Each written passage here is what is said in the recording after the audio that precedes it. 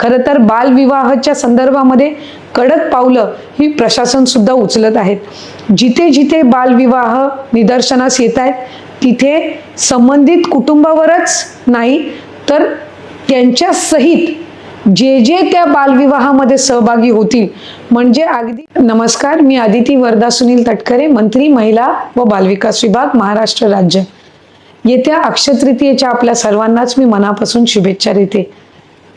येणारं हे संपूर्ण वर्ष आपल्या सर्वांसाठी सुखसमृद्धीचं जाओ, आनंदही जाओ, यशमय जाओ अशीच प्रार्थना करत असताना खऱ्या अर्थानं एका गंभीर विषयावर मी आपल्या सर्वांचं या व्हिडिओच्या माध्यमातून लक्ष वेधून घेण्याचा माझा प्रयत्न आहे। अक्षय तृतीयेचा दिवस हा शुभ मानला जातो।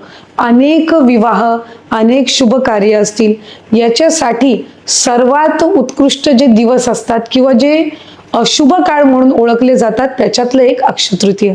आपल्या आयुष्यातले नवीन नवीन पावलं, सकारात्मक पावलं ही उचलत असतो आपण ती या अक्षय तृतीयेच्या दिनी।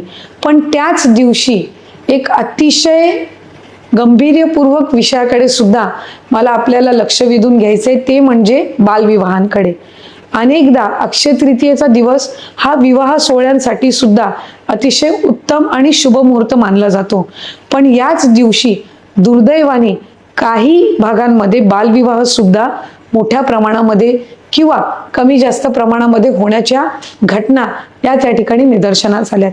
खरं तर देशामध्ये बालविवाहांची संख्या घटते, महाराष्ट्र राज्यामध्ये सुद्धा ती घटत चाललेली आहे, पण ती फक्त घटून चालणार नाही तर ती आपल्याला शून्यावर आणायची आहे।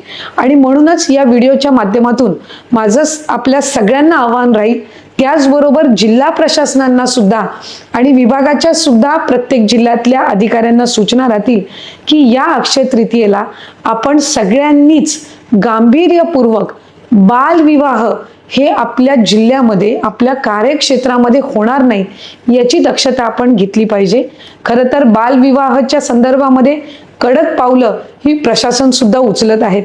जिथे जिथे बालविवाह निदर्शनास येत आहेत तिथे संबंधित कुटुंबावरच नाही तर त्यांच्या सहित जे त्या बालविवाहामध्ये सहभागी होतील म्हणजे अगदी तिथले पुजारी असतील किंवा तिथलं बँड पथक असेल किंवा त्या बालविवाहामध्ये सहभागी झालेले नातलग आणि गावकरी असतील, यांच्यावर सुद्धा गुन्हा दाखल करण्याच्या दृष्टिकोनातून कडक कारवाई ही त्या ठिकाणी केली जात आहे।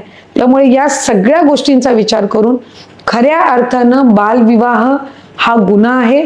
एखाद्या बालकाचं म्हणजे मुलीचं किंवा मुलाचं आयुष्य हे आपण बालविवाहाच्या माध्यमातून आपण ते खऱ्या अर्थानं दूषित करू नये किंवा त्यांचं आयुष्य हे बालविवाह त्यांचा करून आपण कुठेही चुकीच्या मार्गावर किंवा बर्बाद करू नये ही दक्षता आई वडील म्हणून सुद्धा, पालक म्हणून सुद्धा आपण घेणं हे गरजेचं आहे।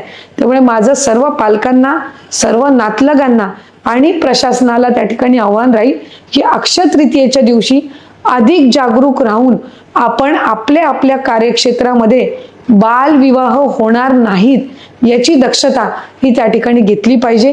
आणि जिथे जर दुर्दैवाने अशा पद्धतीच्या घटना आढळल्या तर त्याच्यावर कडक शासन करण्याची त्या ठिकाणी विभागाकडून आणि स्थानिक प्रशासनाकडून कारवाई जी आहे ती केली जाईल याची सुद्धा नोंद ही संबंधितांनी त्या ठिकाणी घ्यावी। माझी या व्हिडिओच्या माध्यमातून संबंध राज्यातील ग्रामपंचायतीचे सरपंच, त्यांच्या संपूर्ण कार्यकारिणीला, त्याचबरोबर शहरातल्या सुद्धा स्थानिक लोकप्रतिनिधींना विनंती राहील की आपण याच्यामध्ये पुढाकार घ्यावा आणि आपल्या कार्यक्षेत्रामध्ये बालविवाह होणार नाहीत यामध्ये आपण सगळ्यांनी सुद्धा अधिक अग्रेसरपणाने त्या ठिकाणी भूमिका घ्यावी अशीच माझी आपल्या सर्वांना विनंती राहील। धन्यवाद।